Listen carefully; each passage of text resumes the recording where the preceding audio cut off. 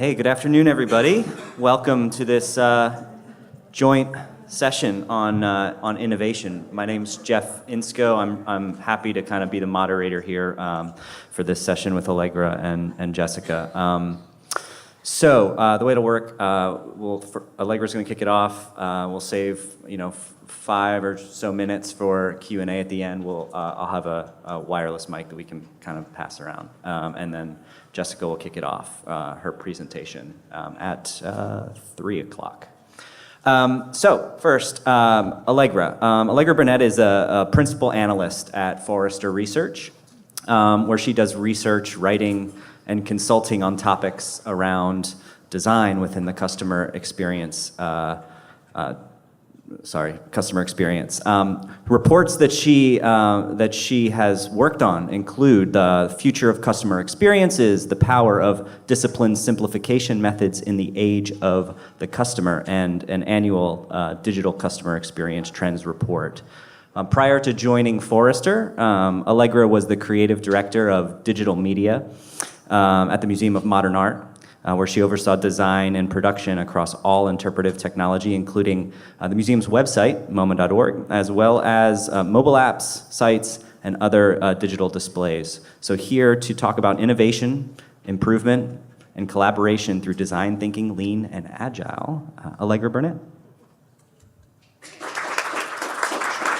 you.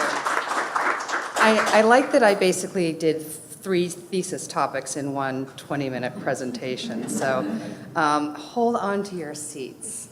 And so I would just say, I feel like one of my roles as my entire career up until the last 2.5 years has been within museums. So I've walked the walk. Now I'm sort of stepping back and trying to kind of get a bigger picture understanding and sort of see some trends and things. So my hope is that I can give a little bit of an outside perspective into some of the things that you all might be thinking about, but knowing what you all are living through. So this might be a little bit different. So we'll go with it and see how we do. Oops, sorry. So software has evolved, right? And as software has evolved, so has user experience. So if we think about back in the 80s and 90s, we had usable experiences, and this is when we have the goal of interface design was efficiency and reducing errors and things, the ability to really execute expert functions. So we had things like Lotus Notes and HyperCard and WordPerfect. And then we had the middle years, the transitional experiences, and this is really where the web comes into play. And we've got things that are more about measuring success in terms of conversions and increased revenue. So you have sites like AOL and eBay and E-Trade. And then today, with mobile, I think what we've got are these connected experiences and these more ubiquitous experiences where context becomes much more important to that experience that people have with a program. And so the goal really turns toward this multi-channel, omni-channel type of experience, and also about repeat use. So things like Gmail, Facebook, Twitter, Pandora, these are programs and platforms that came about in that time period. And now where we are is really this emerging set of transformative experiences. So we start to think about networks and systems of products and software, and really about new business models that are powered by both user data and these sort of network effects. So you think about things like Uber, Slack, Venmo. These are things that are not just individual applications, but are about rethinking how we use software to enhance our experience. So I think what this means is now more than ever, user experience and experience design is more important than it ever has been. So, and design really goes beyond visuals to being about experiences. And it's sort of this multi-layered thing that's really all around us. So there's this 4 orders of design that's adapted from Richard Buchanan. And I really like it because it sort of helps me kind of get my head around this thing that is both the little d and the big D of design. And so what we have is this first order of design, which is really about those visuals. It might be logos and symbols or typographic visuals. So this is about the presentation. And everybody's pretty familiar with this form of design. The second order is really about things. So this can be objects, it can be product design, it can be the way that objects are packaged. And then we have actions. So this becomes when we start to have, with interfaces and digital, we start to get these interactions and actions. So we go beyond things that are sort of static that we're interacting with to things that we are now having this back and forth relationship with. And then finally we get to this fourth order, which is all these things now kind of coming together and talking to each other and being connected. And you start to think about, Internet of Things and connected objects and all of those, again, those sort of networks that are supporting both the physical experience as well. So, this talk is supposed to be about design thinking, lean, and agile, and I'm going off on design specifically. So why am I sort of setting this up? And I think the point is that design thinking comes into play in all of these parts of design, but it becomes increasingly necessary when you get to these third and fourth orders, right? Because what you're starting to do is think about how do people interact with each other, within places, with objects, and in different spaces.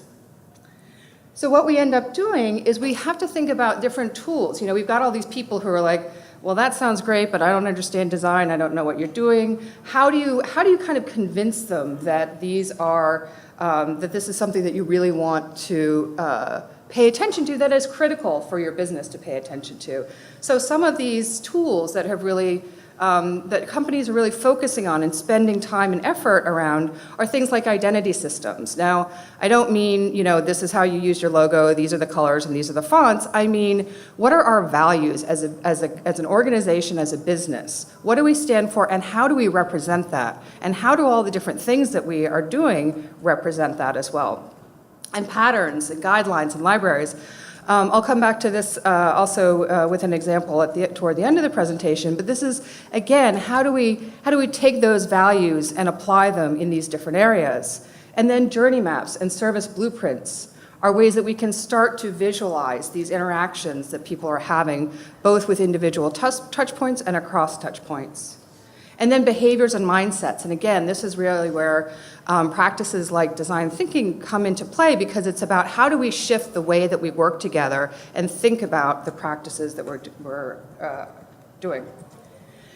And so what we find is that businesses are taking this very seriously. There's a lot of money being spent, a lot of effort, and you probably have seen a lot of articles about design thinking across corporate environments.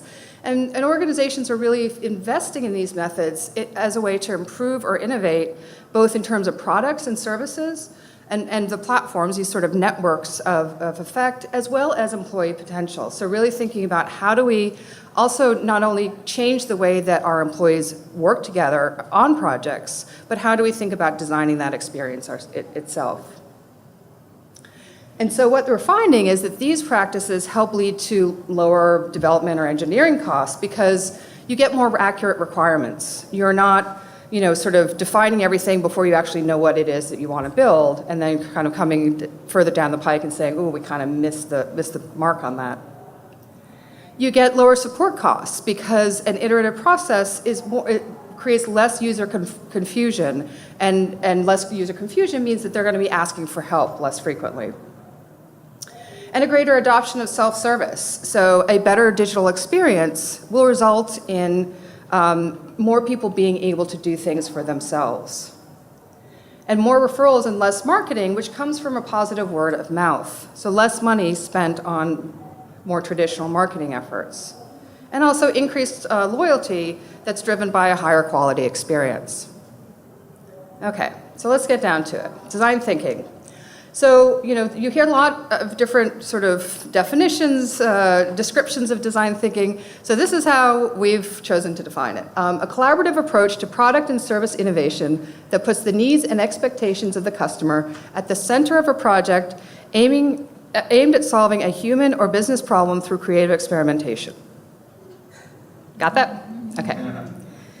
This may look a little bit more familiar. So this is the image from the Stanford D School that a lot of people are quite familiar with. And this really outlines the different processes around empathy, ideation, and prototyping and testing to do that understanding and solving business problems. But again, the process of this is really about a human-centered design. It's about putting the customer, the user, the visitor, whoever your protagonist is, at the center of the experience. So what does this mean? It begins with empathy. And empathy, I think that the closer you can get to a direct interaction with your visitors, with your customers, with your members, the better off, right? So we had a speaker from a large bank at a conference of ours recently, and he was talking about they were developing a digital product for people, their customers. And they had this idea of what they wanted to create, and it was an app, and they had sort of thought through what it might be. And then they decided that they were going to go out in the field, and they were going to meet with customers at their homes and talk to them about the way that they organize their finances. Well, and this was in a particular part of the country, and when they went there, they found that, in one place, people had their dining chairs stacked with their financial files, and that was their banking system. So here they are, coming up with all these cool features of this app, and they're going into the home, and this is their way that they file their financial papers. So it caused them to really rethink, what is it that this audience or these customers really need. So again, thinking about these, very, very pixelated, but whether that's contextual interviews, where you're going in and interviewing a customer within their home, maybe diary studies where people are tracking what it is that they're doing and presenting that back. Maybe you're doing a customer journey with a customer so that you can get that shared understanding as you go through. But that's not to say that that's the only kind of way that you want to gather data or increase empathy. And there's both qualitative and quantitative, and you want to really think about a mix of these things because it's about both the goals and attitudes, what people say, as well as what people do, their behaviors, because those are not always the same thing, as we have found in the past when I was working at MOA. People they want to be helpful to you, and they will say that they will do something that you have all this idea about creating, and then when you create it and then they don't use it, and you're sort of scratching your head, well, they said they wanted to do it. So I think getting a real mix of methods in here helps you get a deeper, broader understanding of the customer. And I'm sorry, I keep using customer because I'm in the customer experience team, but visitor, member, put in whichever description you want. So then what you are trying to do is take all of that data and analyze it, right? And so you can use different methods for doing that. Whether that's telling stories back about the insights that you've gleaned, whether that's taking all of the information and turning it into maybe a future state journey map of what you might want to create, different ways that you can do that analysis. And then ideation. Ideation is where you imagine what could be done to both improve or create a new type of experience. So these are a couple different examples. Marriott has a Travel Brilliantly site where they actually ask customers to give them ideas, and then they go through and they test out some of those ideas, and they have implemented some. So there's a way for them to both get insights but also act on them and sort of feedback to customers what it is that they've done. The My Starbucks idea, the green little step that keeps you from spilling your coffee all over the place, well, that came from that site as well, and one of my favorite inventions ever. The cake pops also came from a customer idea, so lots of different types of things there. And then prototyping. Now this can range from a paper prototype into something that is much more functional. So one of my favorite examples is this video in the middle, which is actually a demo for an app for Elmo, an Elmo app. And so it's literally this guy dancing behind a cutout of the app, and he's acting out what the app is doing, and the person in the front is basically pushing the buttons as if they were touching the screen.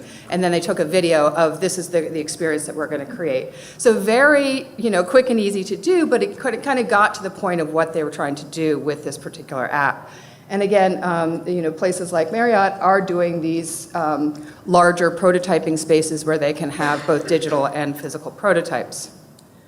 But I think with the testing, what you really are thinking about here is going from this low to high fidelity and the different kinds of testing methods that you can use at the different stages. So that Wizard of Oz prototype is basically, it looks as if it works, but there's nothing really holding it together at the back end, right? It's not tied to any databases, it doesn't actually function, but it gives you the sense of what the experience will be like. And then lean. Lean is really, striving to create value based on the fewest resources and get things out there as quickly as possible in order to be able to test and learn and build. And so things like, I believe there was a workshop yesterday, I think I saw a picture of somebody doing a lean canvas in a workshop here at the conference, but this is a way for businesses to kind of think about that white space and both the value propositions, the cost structures, metrics, and sort of look for that white space that they might fill with their particular initiative. Now, with lean, you talk a lot about MVP, and I've mentioned this before at a conference. I'm a big fan of MLP over MVP, which is minimum lovable product as opposed to minimum viable product. So rather than taking sort of this baseline of like, these are the fewest functions that we can do in order to get this out there, think about the smallest sliver of experience that feels like a complete experience, and then use that to put out there and then test and build upon that. So, I love this graphic because it just gives you a very quick visual of, oh yeah, we're not trying to do this, we're trying to build the triangle out this way. And then Agile. We're moving away from this waterfall sort of sequential process toward one that is more about cyclical sprints. So I'm going to go into this in a little bit more detail. How am I doing on time? Okay. Okay. So a waterfall process where you go through the sequence and you sort of complete one step before you do the next one. Now this is great if you know what it is you're going to build and how you're going to build it. But there are very few projects that I've been involved with where that's the case, where you know the sort of constraints and the world you're working in. So what we find is that we're increasingly moving toward an agile process where you might have a kind of planning stage in the beginning, but then you start to get into this sprint cycle where you're designing, building, and testing within each of these sprints. Now, we could have a whole session about, the developer's involvement and the role of programming in Agile, but I did want to sort of talk a little bit more about the kind of research and design aspects of it, because I think that's where it's in some ways harder to figure out how to stitch those two things together. So in some cases, you might want to do some of this work up front during the planning stage and think about those user research at a kind of a broader level. You might be developing personas or doing co-design sessions. And then thinking about those sort of future state journeys and developing stories. And then within a sort of UX sprint cycle that runs alongside the development cycle, you might be focusing on narrower kind of sprint-based research and doing some more iterative design and prototyping that's based on the work that's being done in that next sprint. And then doing usability testing to validate those designs. And then here, within the sprint itself, there might be issues that come up along the way. So you might be, again, doing iterative design and prototyping for some of those outstanding issues and testing those as well. So just a couple of quick examples. This is a case study from an early stage startup. Sort of this ideal scenario. It's a small team, a 2-pizza team. Everybody knows what that is. You could feed the whole team with 2 pizzas. They're co-located. They're used to moving quickly. So, they're on a pretty quick process. So they've got one sprint ahead, they're doing wireframes and specifications, they're doing user testing, and then within the development sprint, they're doing the prototyping in code, and then they're finalizing design. So they're working at a pretty quick rate, right? And then you have a government app. Much different environment. 10,000 plus employees, 3 internal and 3 external systems, multiple business lines, 5 contract firms. So they're doing longer sprints. Their whole sprint cycle is a 3-week cycle. And they're maybe working 2 sprints ahead in terms of thinking about planning for those future sprints. So some of the research and wireframe and prototyping might be done early on. Okay, so different ways, and that's not to say one is better than the other. Part of the point I wanted to make here is to think about the organization and the tolerance for this kind of work and the speed with which you need to work. But I think companies are really looking at how do we not just sort of say design thinking, lean, and agile, but how do we think about bringing those together in a process that is about customer understanding, empathy, really understanding what the problem is that we're trying to solve, and then iteratively working through to solve and produce that solution. And allowing yourself a moment to sort of say, maybe we need to pivot off to something else. Maybe this is not really the ideal scenario. So essentially what it comes down to is this user-centered design process. Start by examining user needs through direct research, modeling the customer behaviors and their journeys and key insights, ideating on a range of opportunities and solutions that sort of help you be better, and then iteratively prototyping and testing those solutions directly with customers and users, and then iterating as needed. So if you take nothing away, that's the process. But I wanted to show a case study, and this is one that is not at all related to museums, and you're going to think, okay, what does this company have to do with me? They're very big, they have a lot more money than we do, and a lot more resources. IBM. Now, but if you think about it, if IBM can make a change, so can you. So IBM really was in this position where, long ago they had this great design history that they sort of have drifted away from, to be perfectly honest, and they were aware of it. And so they knew that they needed to evolve from this, big sort of enterprise desktop, publishing kind of, or desktop model of a company into something that was much more cloud-based, much more 21st century. And the ultimate goal is that they wanted to design better solutions that fit their customer needs. And so the way that this happened was they ended up, through an acquisition, they brought in this guy named Phil Gilbert, who now runs the Ibm Design Practice. And he was brought in to work within one group within IBM. And within 18 months, he had looked at sort of a suite of 40 products and consolidated them down to 4. And he had reduced his engineering costs, I think, by 25%, all within 18 months. So, of course, senior leadership looked and said, what's going on over there, and how can we do more of this? And so he was basically brought in to say, how can we think about this practice across the company? So they really focused on people, place, and practice. And I think if you think about those 3 elements, that's what's really needed in order to bring these kinds of processes into play. So they were moving from a ratio of 1 to 33, 1 designer to 33 engineers and developers to 1 to 8, so they had that sort of more balanced mix. And then through Phil and the team that he set up, they really established a strong design leadership. And I think that the point of having an advocate and a sort of centralized hub that's really thinking through how these processes play out is very important and one to take away. A clear career path. Now, this is something we don't always think about that much within museums because we've got a small staff, there's nowhere to go, right? But I think it's important for us to think about how people coming into these roles can develop and grow and feel more empowered by the work that they do. So what they did is they looked at the design thinking practice and said, well, how do we think about what that means for IBM? So they added a couple of elements called, and I'm starting to talk fast because I'm running out of time. A couple of these things I think that are interesting, which is a hill, which is sort of like an Uber epic, if you're familiar with that terminology. So the idea is, whereas the objective before might have been create a smartphone app to help the sales team collaborate on client projects, now what they're doing is breaking it down into more discrete stories that are based on who, what, and wow. So in this case, it's a growth market-based sales manager can assemble a response team from around the world in 24 hours without management help. Now, it doesn't say how they're going to do it and in what format, right? It just says what is the goal and how do we know when we've succeeded. And I think that's a really important thing, is to not get stuck on the format, but to think about the purpose and the measurement of what you're trying to do.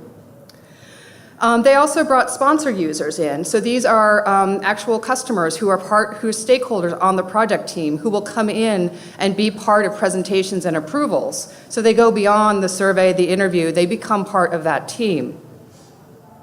And playbacks, where they basically sort of sum up where they are in that process and talk, get an understanding of where they are and where they need to go next.